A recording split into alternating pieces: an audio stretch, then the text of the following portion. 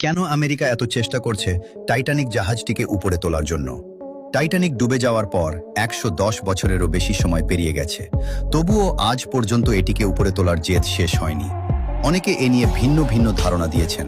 কেউ বলেছেন জাহাজটিকে একটি বিশাল বরফের খণ্ডের ভেতরে জমিয়ে দেওয়া হোক, যাতে বরফের ভাসমান শক্তির মাধ্যমে জাহাজটি নিজে থেকেই উপরে উঠে আসে।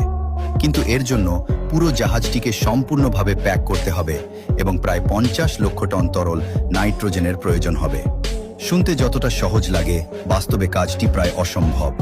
আবার কেউ বলেছেন একটি বিশাল চুম্বক বানিয়ে লোহার তৈরি জাহাজটিকে টেনে তোলা হোক। কিন্তু শত বছরেরও বেশি সময় সমুদ্রের পানিতে পড়ে থাকা লোহা এতটাই ক্ষয়প্রাপ্ত যে এভাবে টেনে তোলা সম্ভব নয়। এরপর আরেকটি প্রস্তাব আসে, একটি বিশাল লোহার হুক নামিয়ে জাহাজটিকে ধরে উপরে তোলা হোক।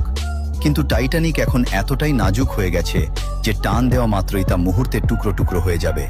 কিছু মানুষ তো এমন কথাও বলেছেন জাহাজের ভেতরে কোটি কোটি পিংপং বল ভরে দেওয়া হোক, যাতে সেগুলোর ভাসমান শক্তিতে জাহাজটি উপরে উঠে আসে।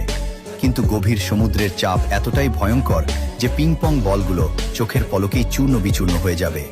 বাস্তব সত্য হলো টাইটানিককে সম্পূর্ণ অক্ষত অবস্থায় উপরে তোলা প্রায় অসম্ভব। এ কারণেই এত পরিকল্পনা